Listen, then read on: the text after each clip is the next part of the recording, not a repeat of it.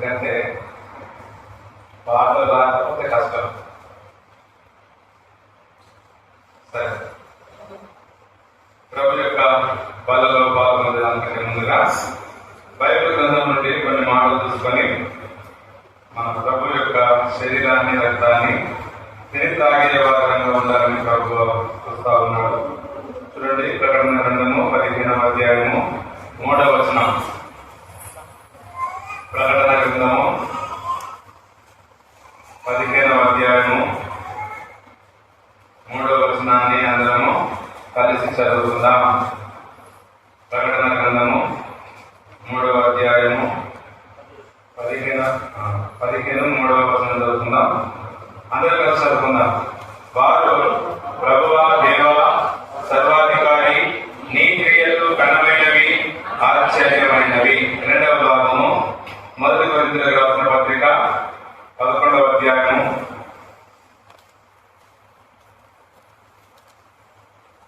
26 నుండి 31 వరకు. సరే, ఇప్పుడు 31 చదువుకుందాం. 31 అందరం కలిసి చదువుకుందాం. మొదటి కొరింథీయులకు రాసిన పత్రిక 11వ అధ్యాయము 31వ వచనము అందరము కలిసి చదువుకుందాం. అయితే మనలను మనమే విమర్శించుకున్న ఎడల తీర్పు పొందకపోదుము. దేవుని సహాయం కొరకు చిన్న ప్రార్థన చేసుకుందాం. మోకరించగలిగిన వారందరూ మోకరించండి. పరలోకమందున్న మా తండ్రి, పరిశుద్ధమైన మా దేవా, యెహోవా, నా దేవా, నా ప్రభువా, యేసుక్రీస్తు నామములో మరొకసారి వందనాలు, స్తోత్రాలు చెల్లిస్తున్నాం. మహాగణుడవు, మహోన్నతుడవు, పరిశుద్ధుడవు, నిత్య నివాసులైనటువంటి దేవుడు తండ్రి స్తోత్రాలు. ప్రభువా, మరొకసారి మీరు మాతో మాట్లాడిన, ఆరాధనలో మాట్లాడిన ప్రతి మాటలు బట్టి కూడా ఎంతో వందనాలు, స్తోత్రాలు చెల్లిస్తున్నాం. యెహోవా, నీ క్రియలు ఘనమైనవి, ఆశ్చర్యమైనవి అని చూపిస్తున్నటువంటి ప్రతి మాటలు బట్టి వందనాలు. తండ్రి, నీ క్రియలు వివరించేదానికి, నీ క్రియలను బట్టి స్థితించేదానికి ఇంతవరకు సజీవ లెక్కలో వచ్చిన విధానాలను బట్టి వందనాలు. తండ్రి, యోహాను సువార్త 9వ అధ్యాయంలో రాబడినట్టుగా ఆ పుట్టివాడు నీ క్రియలు ప్రత్యక్షపరచబడడానికి వాడు పుట్టివాడుగా పుడుతూ వచ్చినాడు. తండ్రి, నేను కూడా ఒకప్పుడు పాపంలో, లోకంలో పాపం అనేటువంటి జీవితంలో జీవించి జన్మించి ప్రభా నా యందు నీ క్రియలు కనపరచడానికి ప్రభా నన్ను మరి పాపిగా మరి లోకంలో జన్మించినప్పుడు ప్రభా పాపముల చేత, అపరాధముల చేత, దోషముల చేత, అతిక్రమముల చేత నేను కొట్టుకుంటున్నటువంటి పరిస్థితిలో ఉన్నప్పుడు ఎవరు నన్ను ప్రేమించలేదు, ఎవరు నన్ను కనకరించలేదు, ఎవరు నా యొక్క దయ చూపించలేదు. అయితే ప్రభా నీ క్రియని, నీ పనిని నా యొక్క జరిగించేదానికి మీరు దేవాది దేవుడు ఉండి మానవ రూపిగా తండ్రి రక్త మాంసములు కలిగినటువంటి మనుష్య కుమారుడుగా ఈ లోకానికి వచ్చి నన్ను రక్షించేదానికి ఆ కలవరశిలో గొప్ప క్రియలు జరిగించిన విధానాలను బట్టి వందనాలు. ఎంతైనా నమ్మదగిన దేవుడు తండ్రి, మీరు ఆ దినమున ఆ కార్యం చేయకపోతే ఈ దినమున ఇక్కడ నిల్చుండేటువంటి వాళ్ళకు కాదు. ప్రభా, ఇంతకాలం ప్రేమించి రక్షించుకుని సంఘములు తెచ్చిన విధానాలను బట్టి ఏం చెల్లించలేక అద్భుతస్తుతి ఆరాధన యేసుక్రీస్తు నామములో సమర్పిస్తూ మరొకసారి చదవబడిన వాక్యాన్ని జ్ఞాపకం తీసుకుని కృప చూపించి మరి ప్రభా బలపరచము, నీ యొక్క ఆత్మచేత అభిషేకించి వాడుకోవడము, నీ రక్తాన్ని ప్రవేశించండి. వినేటువంటి చెవులు, గ్రహించేటువంటి మనసు దయచేసి ఆత్మ సంభవంతో చూపుతున్న మాట చెవికల వాడు పెరుగుదల తండ్రి. మరి ఇంతటువంటి వాక్యాన్ని కూడా జ్ఞాపకం చేసుకున్నాము. ప్రభా, శత్రువు చేసుకున్నా సహాయం చేయండి. కృప చూపించి బలపరచు నడిపించమని యేసు నామములో ప్రార్థిస్తున్నాము తండ్రి, ఆమేన్. చంద్రశేఖర్ అన్న వారు కూర్చోబెట్టు. పిల్లల దగ్గర పెట్టుకోండి. దయచేసి అక్కడ తిరగనివ్వద్దు. ఎందుకంటే మన మధ్యలో ఒక ఎమ్మెల్యే ఉండడం, మనం ఏం చేస్తాం?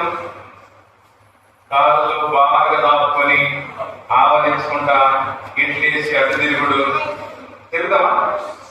ఎమ్మెల్యే, మంత్రి, చీఫ్ మినిస్టర్, అసలు అక్కడ పోవడానికి కూడా మనకు అవకాశం రాదు. అయితే మన దేవుడు రాజులకు రాజు. ఎలాంటి దేవుడు అండి? రాజులకు రాజు. మన మధ్యలో సింహాసనం వేసుకుని ఆసీనుడై కూర్చున్నాడు. ఇప్పుడు ఆయన ఎడల ఆయన ఉన్నాడు కాబట్టి మనం ఎంత జాగ్రత్తగా ఉండాలి. అసలు ఇట్లా కూర్చున్నామంటే ఇట్లా చూడడానికి కూడా అవకాశం లేకుండా కూర్చోవాలి. అర్థమైందా?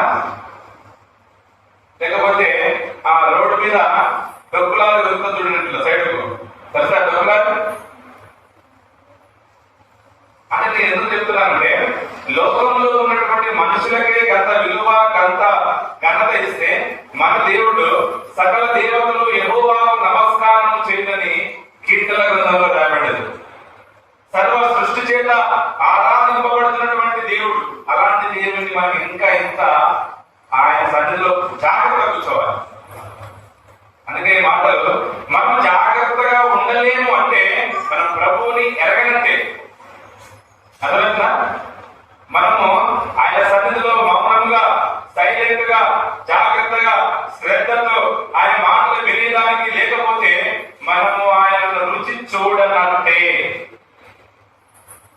ఇప్పుడు నేను ఏదైనా ఒక పండు కానీ ఒక స్వీట్ కానీ రుచి చూస్తే ఏం చేస్తుంది? దాన్ని ఏం చేస్తారు? అరే ఈ పండు తీసుకో బాగుంది కదా అంటే ఇతరులకు షేర్ చేస్తావు. ఇప్పుడు నీ ప్రభువును రుచి చూస్తే నీ సైలెంట్ గా వచ్చి కూర్చొని ప్రభు సన్నిధిలో గడిపినటువంటి సహవాసాన్ని బట్టి నీ ఎదుటోడు మారాలి.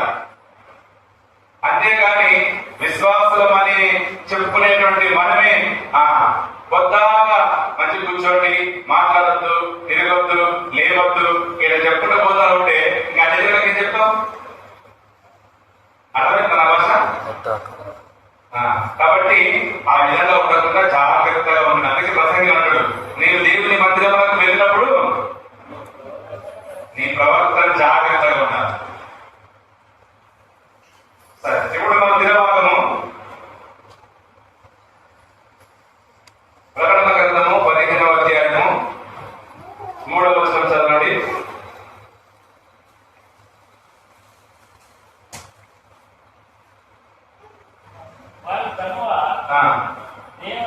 దేవా సర్వాధికారి, నీ క్రియలు ఘనమైనవి, నీ క్రియలు ఆశ్చర్యమైనవి. చాలా ఇప్పుడు రెండవ భాగము 1 కొరింథీయులకు రాసిన పత్రిక 11వ అధ్యాయము. ఇప్పుడు మనము 26 నుండి 31 వరకు మార్చి చదువుకున్నాం.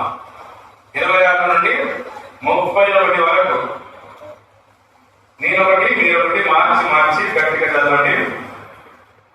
మీరు ఈ రొట్టెలు తిని పాత్రలో నుంచి తాగినప్పుడల్లా ప్రభు వచ్చే వరకు ఆయన మరణంను ప్రచురించుదురు.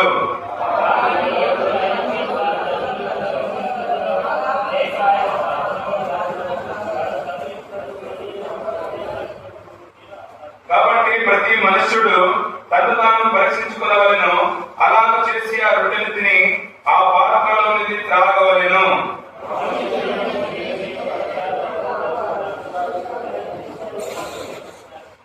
ఇందువల్లనే మీరు అనేకులు బలహీనులను రోగులై ఉన్నారు, చాలా మంది నిద్రించుచున్నారు.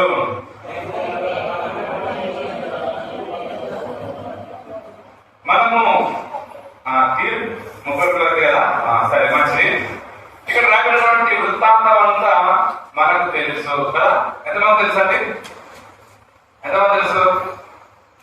మనం ఈ సమయంలో ఇక్కడ ఎందుకు కూడుకున్నాం? ప్రభువుని ఆరాధించి ప్రభు యొక్క శరీరాన్ని తిని ఆయన యొక్క రక్తాన్ని తాగాలని. ఎందుకు ఆయన శరీరాన్ని తినాలి, రక్తాన్ని తాగాలి? చెప్పండి. ఎందుకు ఆయన శరీరాన్ని తినాలి, రక్తమును తాగాలి? ఎందుకు?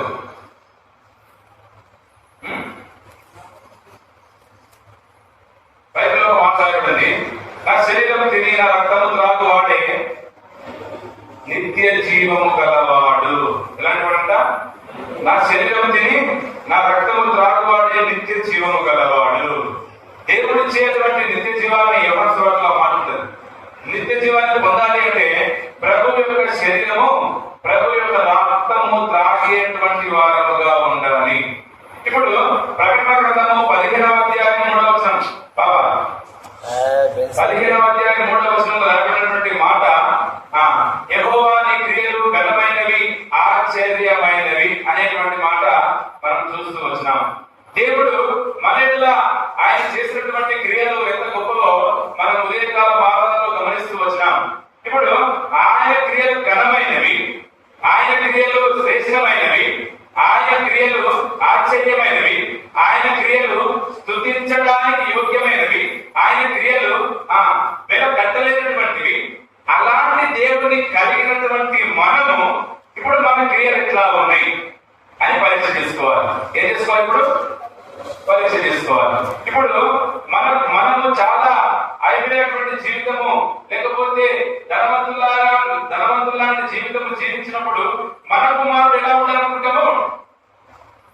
భిక్ష పట్టుకోవాలి అనుకుంటారా?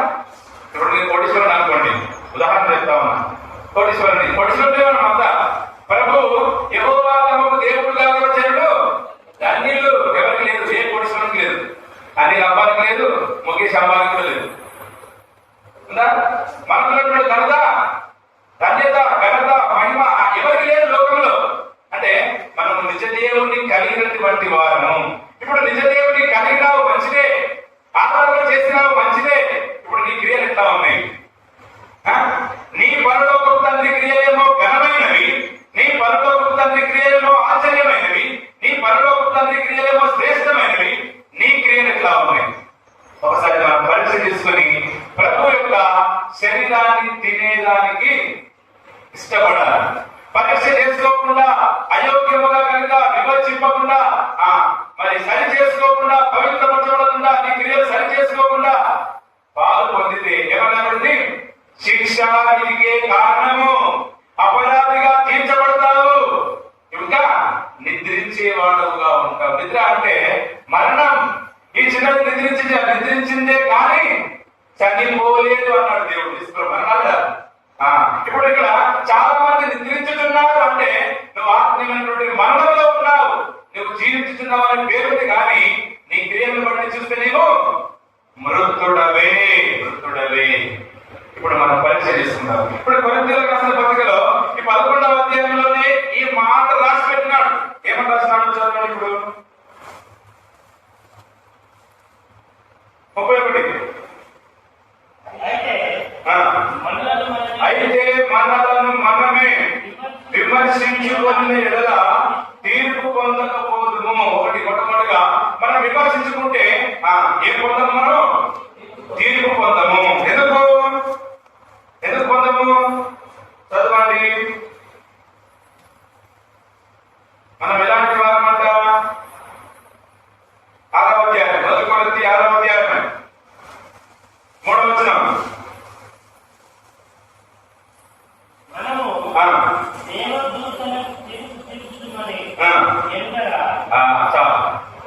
ఇప్పుడు ఏమన్నాడు? మనమంట చెప్పండి, మనము దేవదూతలకు తీర్పు తీర్చేటువంటి ఆధిక్యత ఇచ్చినాడు. అలాగ నిన్ను పుట్టించినాడు, అలాగ నిన్ను సృజించినాడు, అలాగ నిన్ను కలుగజేసినాడు. తన రక్తము చేతాన్ని కడిగి పరిశుద్ధపరిచి పవిత్రపరిచి తన సంఘంలో అందముగా చేసి జీవించమని చెప్తే ఇప్పుడు నీ క్రియల చేత, ఇప్పుడు నీ క్రియలు ఎట్లా ఉన్నాయో ఒకసారి ఆలోచించుకోవాలి. బిడ్డ, నీ కొరకు నేను సిలువలో ప్రాణం పెట్టినాను, నీ కొరకు సిలువలో రక్తము కాచినాను, నీ కొరకు నా ప్రాణాన్ని బలంగా పెట్టినాను, బలిగాను, అర్పణంగాను అప్పగింపజేసినాను. ఇప్పుడు నీకు నా వలే జీవించాలి, అప్పుడే నువ్వు నా కుమారుడుగా చేయబడతావు. అట్లా జీవిస్తే ఇప్పుడు నీవు ఆ దేవదూతలకు తీర్పు తీర్చేటువంటి వాడుగా ఉంటావు. ఒకవేళ నీ క్రియలను బట్టి నువ్వు సరి చేసుకోకపోతే, నీ క్రియలను బట్టి నువ్వు విమర్శించుకోకపోతే, నీ క్రియలను బట్టి నువ్వు పరిశుద్ధ పరచబడకపోతే అపరాధిగా చేయబడతావు. ఇంకేం చేయబడతావు? తీర్పులోకి రాబడతావు. ఇప్పుడు మన దేవుని క్రియలు ఘనమైనవి. ఇప్పుడు ఈ కొరింథీయులకు రాసిన పత్రికలో చూస్తే 11వ అధ్యాయంలో మీరు విమర్శించుకోండి, ప్రభు వలన తినేదానికంటే మీరు పరీక్షించుకోండి, అపరాధంగా ఉండొద్దు, యోగ్యముగా ఉండాలి, పరిశుద్ధపరచబడాలి. ఆయన ఎంతో క్రయము చెల్లించి ఆ యొక్క శరీరాన్ని విరిచినాడు, ఎంతో శ్రమపడి ఆయన రక్తాన్ని కాల్చినాడు. అలాంటి శరీరాన్ని, అలాంటి రక్తాన్ని వివేచన లేకుండా, తెలివి లేకుండా, జ్ఞానం లేకుండా, వివేచన లేకుండా తిని త్రాగితే శిక్ష వస్తుంది అని రాస్తా ఉన్నాడు. ఎందుకు రాస్తా ఉన్నాడు? కొరింథీ పత్రికకు, బైబిల్లో పత్రికలు పౌలు రాసినటువంటి పత్రికలు చాలా ఉన్నాయి. రోమీయులకు రాసిన పత్రిక నుండి చూస్తే దాదాపుగా చాలా పత్రికలు రాసినాడు. ఏ పత్రికకు రాయనటువంటి మాట కొరింథీ పత్రికకే మాట్లాడుతున్నాడు. ప్రభు బలను తినేదానికంటే మిమ్మల్ని పరీక్షించుకోండి, లేకపోతే జాగ్రత్త అంటారు. ఎందుకంటే వీరి క్రియలు, కొరింథీలో ఉన్నటువంటి సంఘస్థుల క్రియలు బహు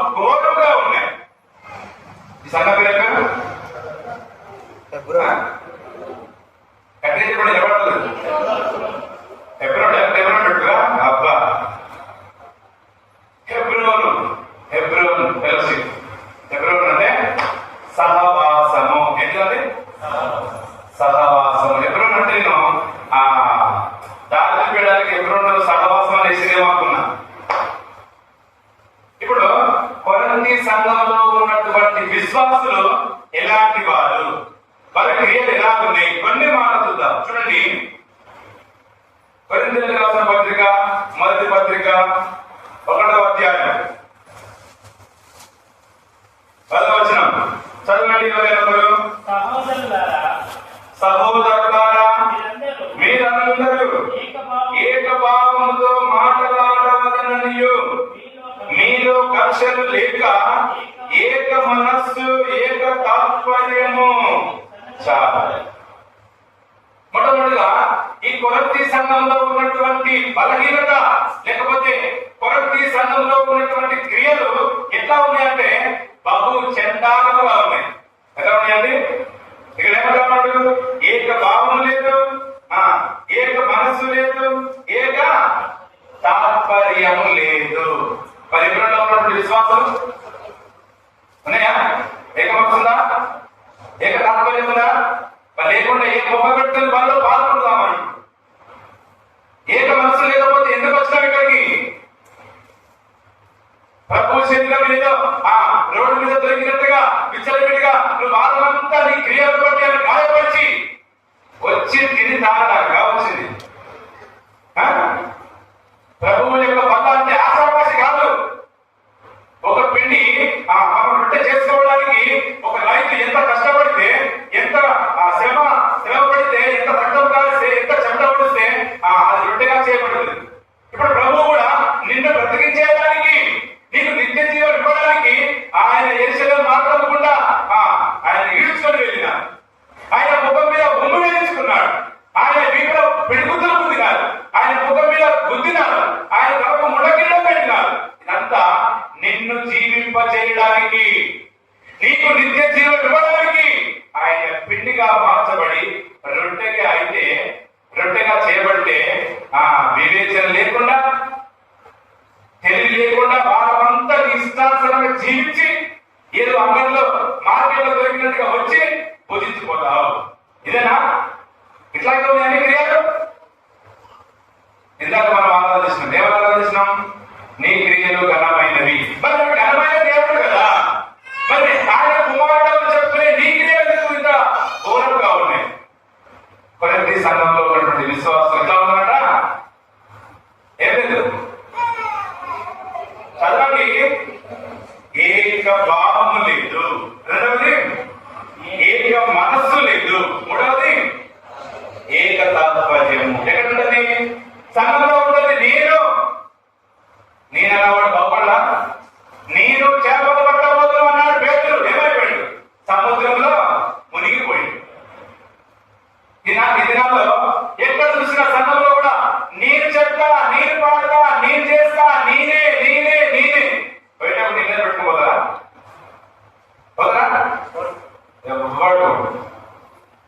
బైబిల్లో రాయబడింది.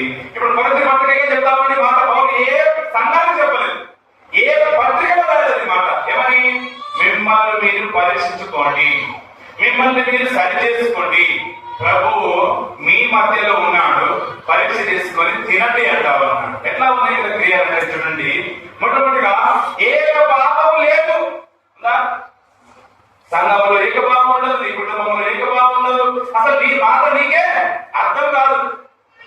ఇక మనం ఎందుకంటే భూమి మీద జన్మించి కదా. బైబిల్లో ఒక వ్యక్తి గురించి యేసు ప్రభువు అన్నాడు, ఆ మనుషుడు పుట్టి ఉండకపోతే ఏదన్నా అతనికి మేలు అన్నాడు. ఎవరి గురించి? ఇస్కరియోతు యూదా గురించి. ఎందుకన్నా మాట?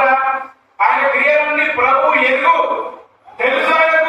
ఆయన చేసేది, తలంచేది, చాతగా వెళ్ళి ప్రధాన యాజకులను కలిసేది, ప్రభువుని అమ్ముకునేది, ఇదంతా తెలిసి చాతన ఏడ్చినాడేమో ప్రభు. ఇప్పుడు ఏమన్నాడంటే అతడు పుట్టి ఉండకపోతే అతనికి మేలు.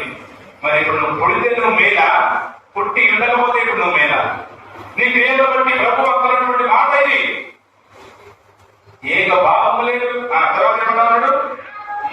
ఏక మనస్సు. ఏక మనస్సు. ఏక మనస్సుందా? కొరింథీ సంఘస్థులకు పౌలు ఈ కొరింథీ పత్రిక రాసేటప్పుడు ఎక్కడ ఉన్నాడు? జైల్లో ఉన్నాడు, చెరసాలలో ఉన్నాడు. చెరసాలలో ఉన్నటువంటి పౌలుకు కొరింథీ సంఘంలో ఉన్నటువంటి విశ్వాసులు చేసేటువంటి అన్ని తెలిసినా ఇప్పుడు పత్రిక రాస్తాడు. సహోదరులారా, మిమ్మల్ని గురించి ఎంతో ప్రయాసపడింది కదా, ఎంతో కన్నీరు కాల్చింది కదా, ఎంతో చెమట పడింది కదా, ఎంతో రక్తం కాల్చింది కదా.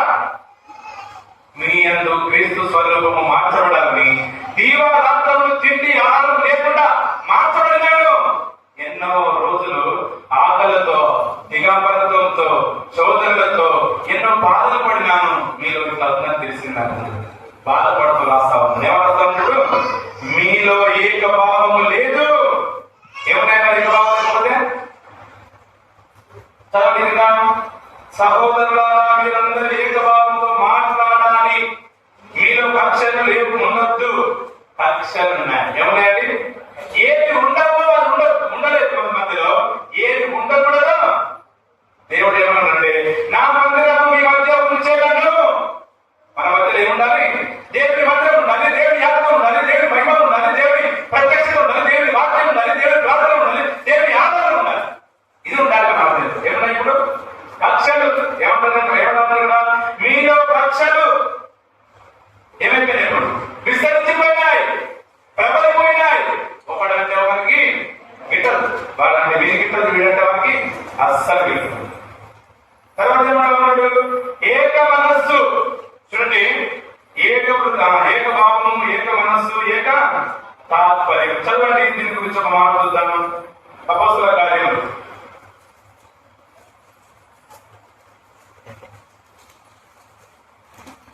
సాకి ఫోన్ పక్కన పెట్టు. 3వ అధ్యాయము 14.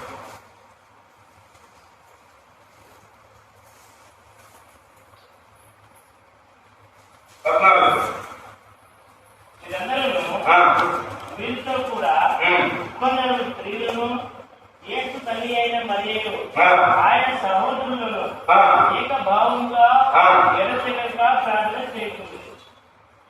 ఏమన్నది? ఏక మనస్సు. ఇక్కడ రాయబడినటువంటి సందర్భం ఏమిటంటే, యేసు ప్రభు వారు తన శిష్యులని 11 మందిని 12 పోయినాడు.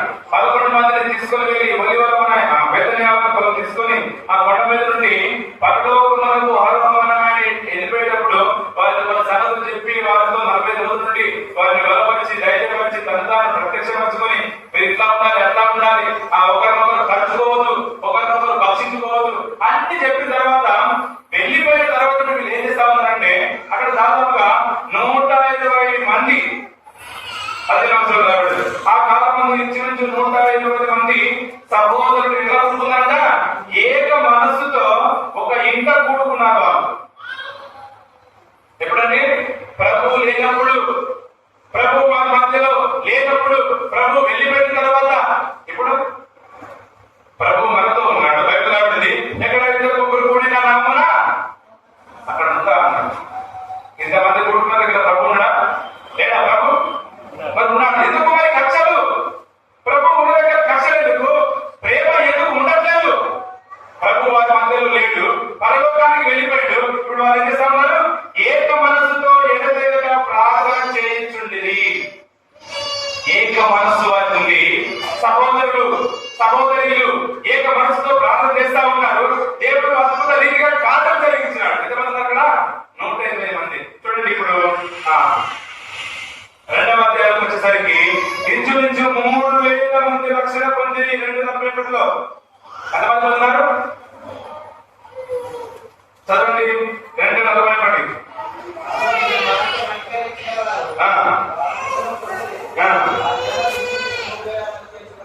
3,000 మంది చేర్చబడింది. 120 మంది ఉన్నటువంటి సంఘమంతా 120 మంది ఉన్నటువంటి ప్రజలు, 120 మంది ఉన్నటువంటి దేవుని కుమారుడు, 120 మంది ఉన్నటువంటి ప్రభుని ఆరాధించేవారు. వారందరూ ఏక మనసుతో ప్రార్థన చేస్తే ఇప్పుడు సంఘం ఏమైపోయింది?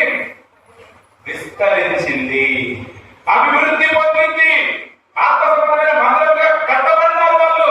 మరి ఇది ఏక మనసు. ఏక మనసు ఉంటే ఎందుకు మరి మందిరాలు నిండట్లేదు? ఎందుకు పెరగట్లేదు? ఎందుకు తెలుసా? నీ క్రియలను బట్టి. ఎవరు చేయాలండి? నీ మందిరానికి వస్తున్నావు కదా, నీ క్రియలను బట్టి నీ పక్కవాడు, నీ ఇంకోవాడు, నీ ఎదురున్నవాడు, లేకపోతే నీకు తెలిసినటువంటి వాడు, పరిచయం, నీ బంధువు, నీ క్రియలను బట్టి రావట్లేదు. అవును కదా? మన క్రియలు ఎట్లా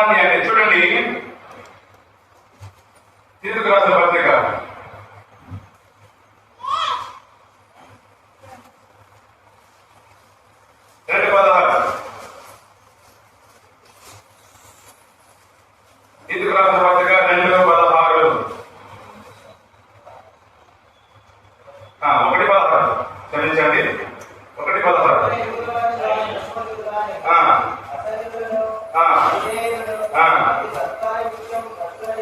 ఆ. తమ క్రియల వలన ఆయనను ఎదగమన్నట్టున్నాడు.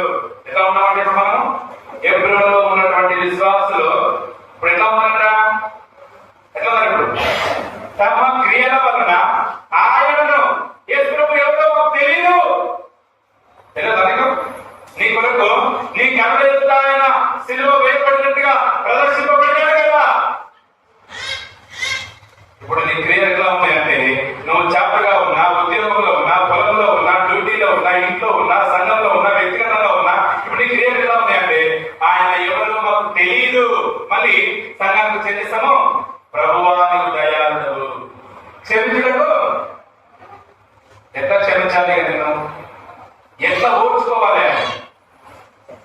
ఇందాక మనం ఆరాధన చేసినాం, యెహోవా నీ క్రియలు ఘనమైనవి, నీ క్రియలు ఆశ్చర్యమైనవి.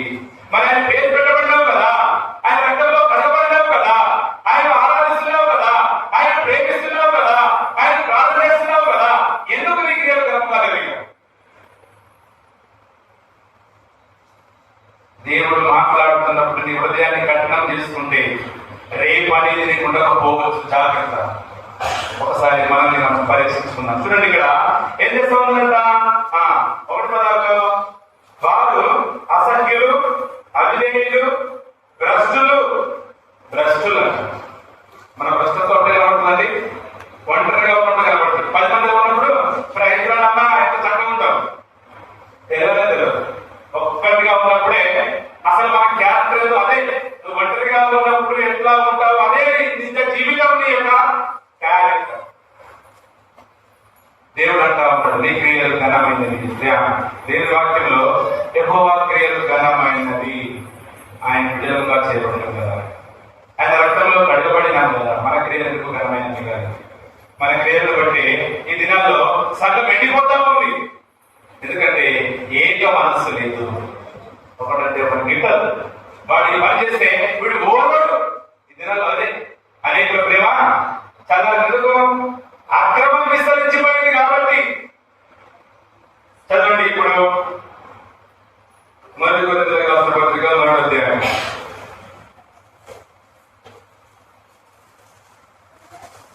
మొట్టమొదటిగా ఏమంటారండి, ఏక భావము, ఏక మనస్సు, ఏక తాత్పర్యము. ఇవన్నీ సంఘంలో లేవు. పౌరులు తెలిసినప్పుడు ఇప్పుడు ఆయన హెచ్చరిస్తా ఉన్నాడు, బిడ్డ ఈ సంఘం కట్టడానికి యేసుక్రీస్తు ప్రభువారు ఆయన గోధుమ గింజగా ఈ భూమి మీదకి వచ్చి చనిపోయినాడు. ఆయన సంఘాన్ని కట్టి ఆయన వెళ్ళిపోతే ఇప్పుడు ఈ సంఘం ఏమైపోతా ఉంది, కక్షలు పెట్టుకొని ఒకరికి ఒకడు వేరైపోతా ఉన్నారు.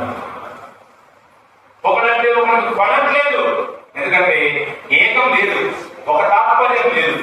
అన్నాకి చేద్దామంటే ఇంకోడు అంటాడు చేయదు అంటే నేనన్నదే అదే మీకు మంచిగా లేదు. ఆత్మలో ఉన్నటువంటి విశ్వాసం చాలా మంచిగా మీ గురించి జనరల్ చెప్తాను. భారతీయ మీద చేస్తామన్నా ఇట్లా చేద్దాం. తాత్పర్యం లేదు, ఒక ఆలోచన లేదు, ఒక మాట మీద ఉండదు. అందుకే ఒక ఆలోచన, ఏక మనస్సు, ఏక తాత్పర్యము, ఏక మనస్సు లేకపోతే ప్రభు ఉండడం శరీరమే పనిచేస్తుంది. ఇది మొట్టమొదటి. రెండవ చూడండి,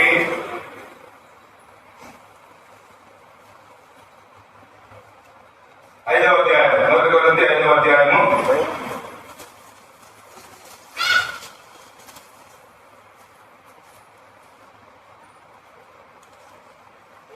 ఇప్పుడు 5వ అధ్యాయం చదివితే చాలా కఠినంగా ఉంటుంది. సరే 9వ వచనం చదవండి. 9:10.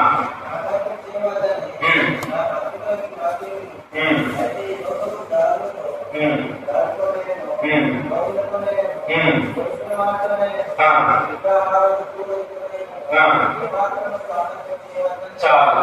ఇప్పుడు మీరు లోకముతో ఇక్కడ కొన్ని విషయాలు రాయబడ్డాయి. ఏమో రాయబడ్డాయి, లోకులు, దోచుకున్న వారు, విగ్రహారాధికులు, వీళ్ళతో సాంగత్యం చేయొద్దని వాళ్ళకు పౌలు ఇదివరకే రాసిన పత్రిక. ఇప్పుడు మళ్ళీ ఏం చేస్తా ఉంటుందండి, రిపీట్ చేస్తా ఉన్నాడు, జ్ఞాపకం చేస్తా ఉన్నాడు. ఏమైనా జ్ఞాపకం చేస్తా ఉన్నాడు అంటే ఈ లోకం అంతా దుష్టుని యందు పడింది, లోకంలో శరీరాశ, నేత్రాశ, జీవనం ఉన్నాయి. కాబట్టి మీరు లోకంలో ప్రేమించకండి.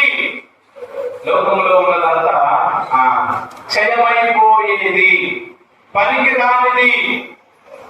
కాబట్టి మనం ఈ లోకానికి చెందినటువంటి వాళ్ళం కాదు. మనం ఈ లోకంలో ఉంటూ మన కొరకు పునాదులు గల పట్టణం కొరకు మనం ఎదురు చూడాలి. ఈ దినాల్లో ఏమైపోతా ఉందంటే ఒక ఆదివారం మొదలైన నుంచి మిగతా రోజులని లోకమే లోకమే అన్నింటితో సహవాసం చేసి, పోకూడనటువంటి స్థలాలు పెట్టి, చేయకూడనటువంటి పనులు చేసి, అన్ని విషయాలు ఇప్పుడు ఎట్లా ఉన్నాయంటే అందుకే దేవుడు పౌలు ద్వారా కొరింథీ సంఘానికి రాస్తా ఉంటున్నాడు. పరిశుద్ధులైనటువంటి క్రియలు కలిగినటువంటి ప్రభువుని కలిగిన మనం ఆయన క్రియలను బట్టి మన జీవితకాలం అంతా ఆరాధించాలి రుణస్తులమే. అలాంటి దేవుడి కలిగి ఎంత చండాలమైనటువంటి క్రియలు కలిగి ఉంటే ఇప్పుడు ఏ ముఖం పెట్టుకొని మనం అందులో పాల్గొనాలి. అసలు ఆయన శరీరాన్ని ముట్టుకోవడానికి కూడా అప్పుడు కాదు. అయినా కానీ ఆయన తన రక్తం చేతిని పవిత్రపరిచి సంఘంలో నాటినాడు. ఇప్పుడు ఆ రక్తంలో కడుగుబడిన నీవు కూడా ఇప్పుడు ఏం చేస్తావు అంటే నీ క్రియల ద్వారా ఆయన్ని చూడండి. నీకు ఒక మాట, ఇది 6వ అధ్యాయము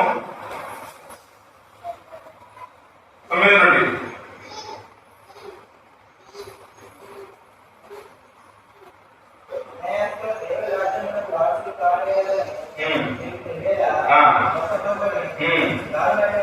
జాతులైనను, విగ్రహారాధికులైనను, నిర్విచారులైనను,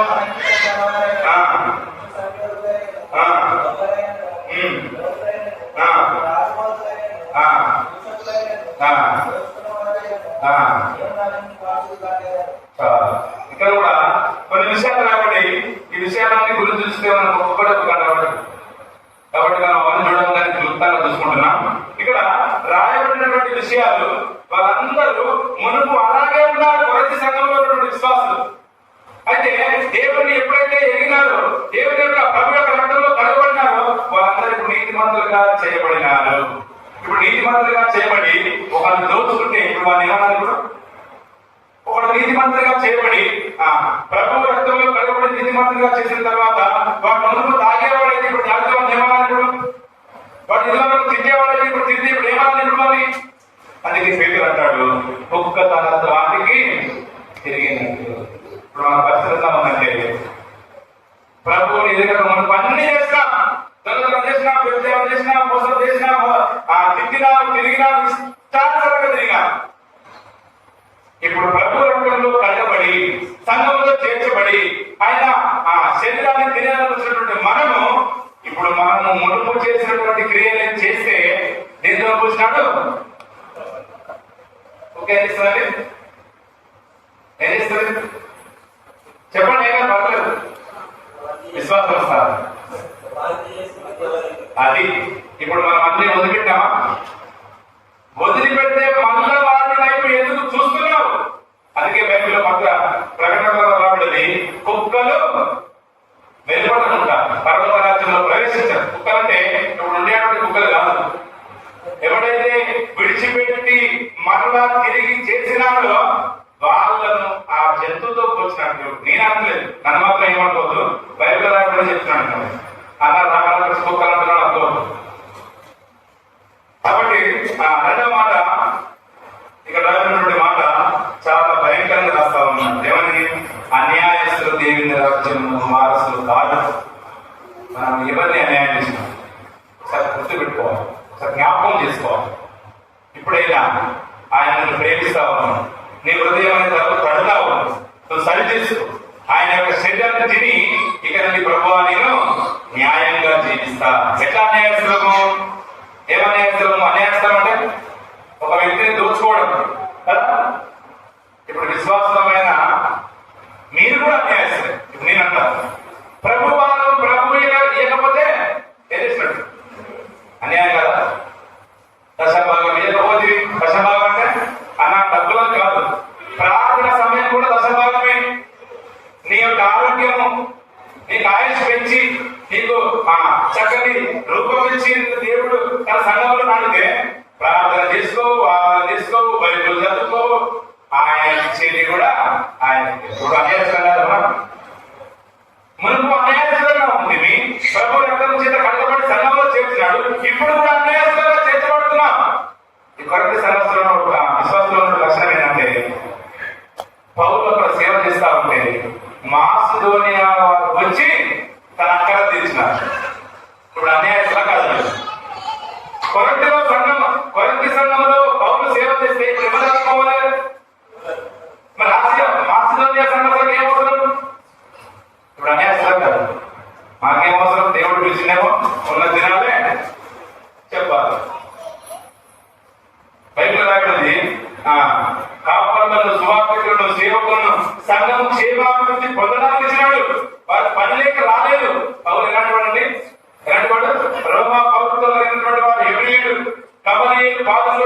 శిక్షణ అభ్యసించినటువంటి వాడు, ధర్మశాస్త్రం క్షుణ్ణంగా ఎరిగినటువంటి వాడు ఇప్పుడు ప్రభువు మాట్లాడి కలబడి తనను పిలుచుకున్నప్పుడు అదంతా వదిలేసి ఏమీ లేని వాడిగా వెళ్ళిపోయినాడు ప్రభు. వాళ్ళేమో ఏమి లేని వాడుగా దేవుడి సేవ చేస్తావంటే నువ్వు అన్ని కలిగిన వాళ్ళ ఇందులో చూస్తా ఉన్నా. అందుకే దేవుడు ఏమంటావంటే నువ్వు అన్యాయస్తులవే. ఇప్పుడు మన క్రియలు అన్యాయస్తుల వల్ల ఉంటే దాంట్లో మనం పాలు పొంది ఇప్పుడు నీకు నువ్వు ఏం చేస్తున్నావు అంటే ఉరితాడు వెనకేసుకొని ఏం చేసుకుంటున్నావు? దగ్గర డైట్ చేసుకుంటున్నావు.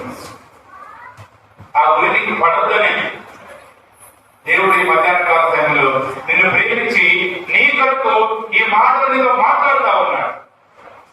బిడ్డ, నీ కొరకు నేను చనిపోయినాను కదా, నీ కొరకు నేను రక్తం కాల్చినాను కదా, నీ కొరకు నేను బాధ పొందినాను కదా, నీ కొరకు నేను శ్రమ కూర్చున్నాను కదా, నీ కొరకే ఇదంతా, నీ కొరకే నా కొరకే చేసినాను. 3 పూటలు తినడం తిరగడం ఇదే మనం చేసేది. అందుకే మాట్లాడు చూడండి, ఇదే కొరింథీ పత్రికలో 2వ కొరింథీ అనుకుంటా 5వ అధ్యాయము 15వ వచనం. 2వ కొరింథీ 5:15.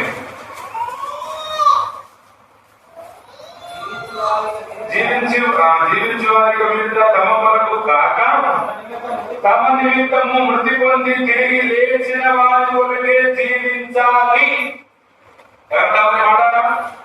అవునంటా ఉన్నాడు. ఎవరికి ఇస్తా ఉన్నాడు? కొరకి సంఘాన్ని రాస్తా ఉన్నాడు. సంఘం ఎట్లా ఉంది? నా కొరకే, నా భార్య కొరకే, నా కుటుంబం కొరకే, ఈ పొలము, ఉద్యోగము, జాబులు, ఆస్తి, డబ్బు అనుకున్నారేమో పాపం వాళ్ళు. అందుకే పౌలు వస్తా ఉన్నాడు. ఓ కొరింథీయులారా, మీ కొరకు ప్రభు చనిపోయినాడు, గుర్తుపెట్టుకో, మర్చిపోయావేమో. ఓ కొరింథీయులారా, నీ స్వార్థం కొరకు బ్రతుకుతున్నావు. నీ కొరకు కాదు నీ జీవితము, నీ కొరకు కాదు నీ బ్రతుకు. నీ కొరకు మరణించి తిరిగి లేచిన ప్రభు కొరకు జీవించాలి. అది జీవితం. అప్పుడే జీవితానికి ఒక అర్థం ఉంటుంది. ఎంతకాలం నీ కొరకే, నీ కొరకే, ప్రాపులత నీ కొరకే, నీ కొరకే జీవిస్తే నువ్వు జీవించేటువంటి జీవితం అంతా సున్నా. మనల్ని మనం పరీక్షించుకున్నాం, సరి చేసుకున్నాం. ఇంకా చాలా విషయాలు ఉన్నాయి. చూడండి 2వ కొరింథీ 5:10.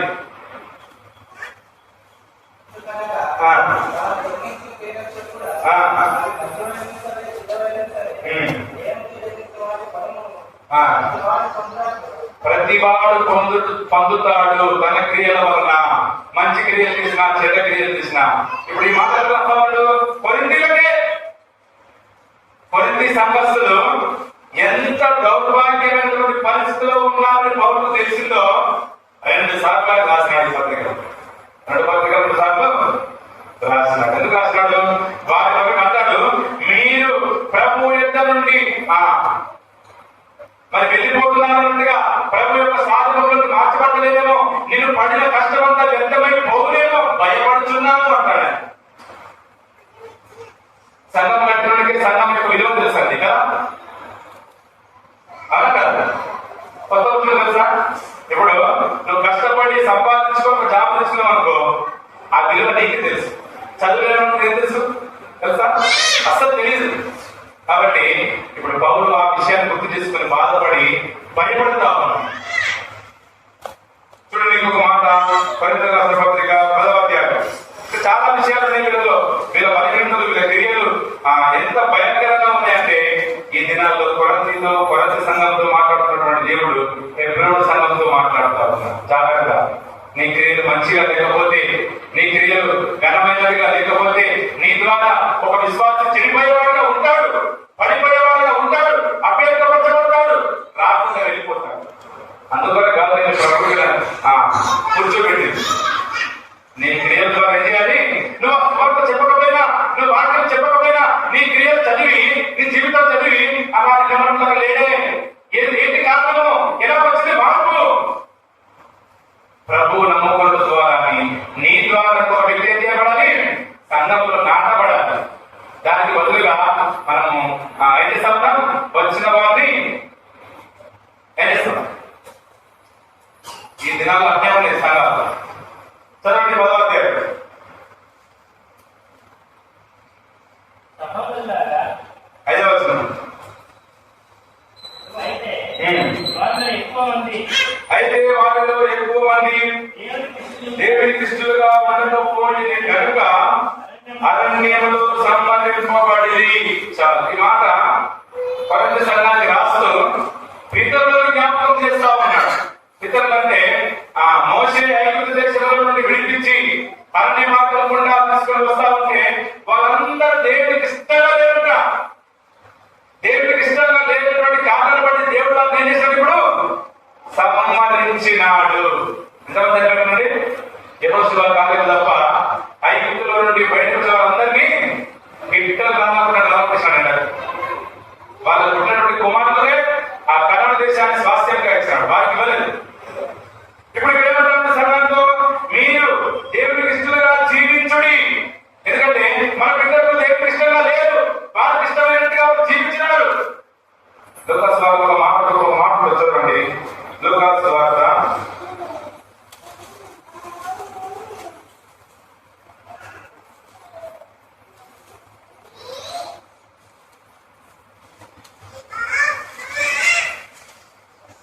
16వ అధ్యాయం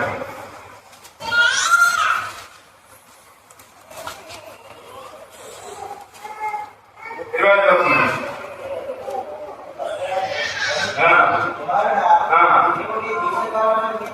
నీవు నీ జీవిత కాలమందు నీకు ఇష్టమైనట్టుగా సుఖం అనుభవించింది కనుక నువ్వు ఇక్కడ యాతన పడాల్సిందే. అర్థమైందా? దేవుడికి ఇష్టంగా లేదు, అరణ్యంలో రాలిపోయారు కాబట్టి కొరింథీ సంఘాన్ని గుర్తు చేసినాడు. దేవుడికి ఇష్టంగా జీవించకుండా ఆయన ఇష్టానుసారంగా జీవించుకున్నాడు, ఇష్టాలు నెరవేర్చుకున్నాడు భగవంతుడు. ఇప్పుడు ఎక్కడున్నాడు? జాగ్రత్త. సంఘంలో కానీ ఇంట్లో కానీ బయట కానీ నీ ఇష్టానుసారంగా జీవిస్తే నీకు కూడా ఇదే గతి. అందుకే దేవుడు నిన్ను కోరి నిన్ను ప్రేమించి నిన్ను గర్దిస్తావు అన్నాడు. నువ్వు నరకానికి వెళ్ళొద్దని ఆయన ఉద్దేశము ఆయన. అందుకే నేను నీతో మాట్లాడతాను. చదవండి కొరింథీయులకు రాసిన పత్రిక 10వ అధ్యాయం. దేవుడికి ఇష్టంగా ఉండకపోయింది కనుక సంబంధింపబడి వారు ఆశించిన ప్రకారము మనము చెడ్డ వాటిని ఆశించకుండునట్లు ఈ సంగతులు మనకు దృష్టాంతముగా ఉన్నది. మన పిల్లలు ఏం చేశారంట? చెడ్డ వాటిని ఆశించినాడు, వ్యర్థమైన వాటిని కోరుకున్నాడు, వ్యర్థమైన దాన్ని ప్రేమించినాడు, వ్యర్థమైన చేతమైన దాన్ని ఆశించినాడు. మనం కూడా ఈ లోకంలో విశ్వాస యొక్క జీవితయాత్రలో కనుక చెడ్డ వాటిని ఆశించి కోరుకుంటే ఇప్పుడు ఏమైపోతాం? బాధ్యత మనము ఏమైపోతాం? రాలిపోయేటువంటి వాటంగా ఉంటాం. తర్వాత నుండి దిద్దే మాట అంటాడు. ఏడవచ్చును.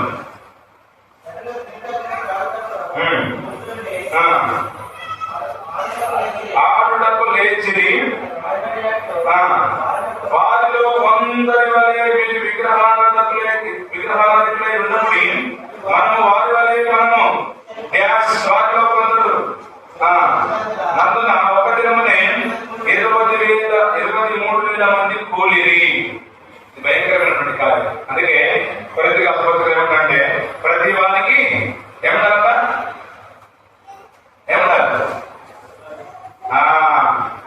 ఈ మాట భయంకరమైనటువంటి పరిస్థితి. అంటే ఆ కొరింథీ సంఘాలు ఏం లేదండి, సొంతకుండా లేవు. కాబట్టి మన జీవితంలో ఆ విధంగా ఉండకుండా మనము దేవునికి ఇష్టముగా దేవుణ్ణి అడుగు చాటులో నడుచుకునేవారు.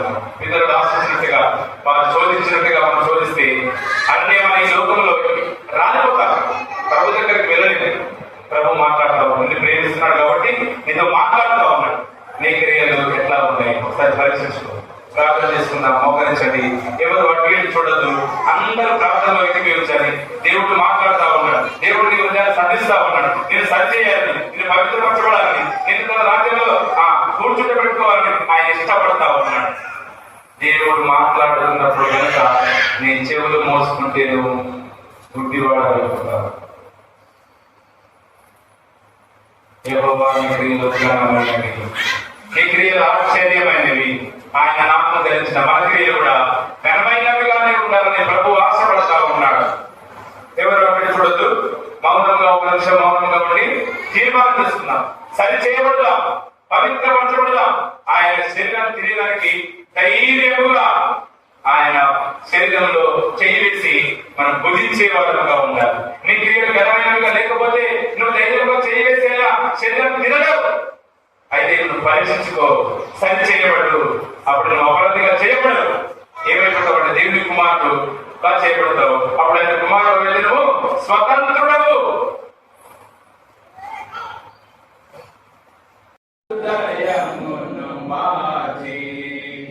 నా